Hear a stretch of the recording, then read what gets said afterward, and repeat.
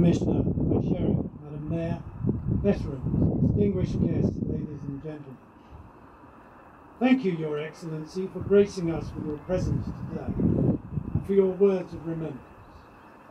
Since the signing of the Magna Carta over 800 years ago, democracy and freedom has travelled the world and is held dear by many millions of people.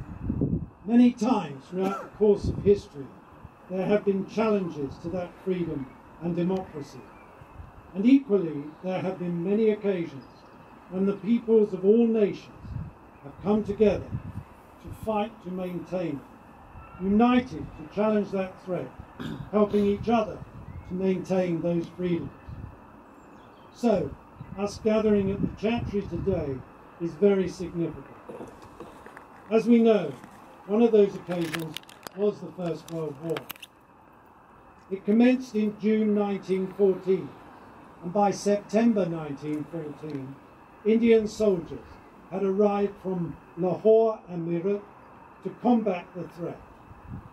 By September 1914, they were engaged in some of the fiercest fighting in Egypt, and as they stood side by side with British soldiers throughout the 4-year conflict.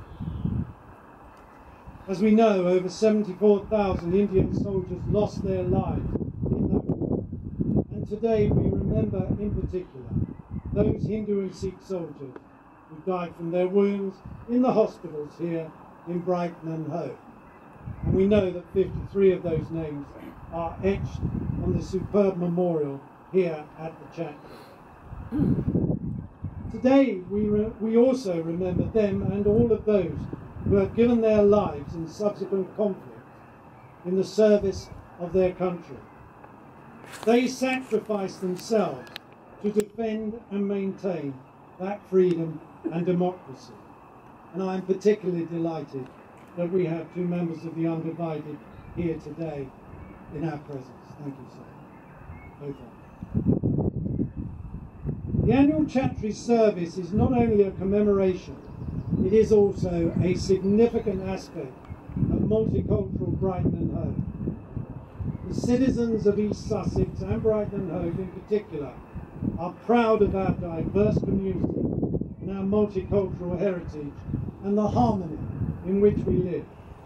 The events of the last few weeks in Manchester and in London will not damage that. Citizens here have always been keen to break down barriers and promote understanding, working with and learning about each other. We know this will reduce conflict and bring us all closer together. Her Majesty the Queen, as head of the Commonwealth, has taken her responsibility to that steadfastly for more than 60 years. The Commonwealth is an alliance of some 54 countries, including India and the United Kingdom.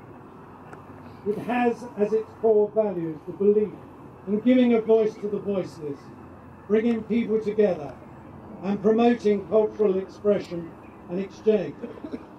Its members' countries are committed to diversity, development, democracy, good governance, and human rights. This can only be done in a free and democratic society. That is what the signing of the Magna Carta put into law. That is what these 53 men and those that followed fought so hard to maintain.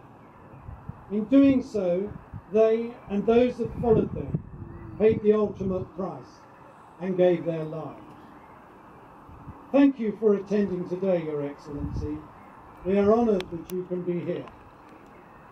I also thank all of the dignitaries, the military and civil representatives who are present, and all of the many members of the Indian community from around the United Kingdom, as well as many of our local Brighton and Hove communities who have given up your time to be with us here today.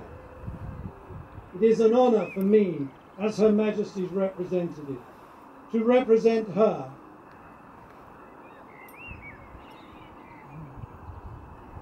and the nation and be part of this traditional service.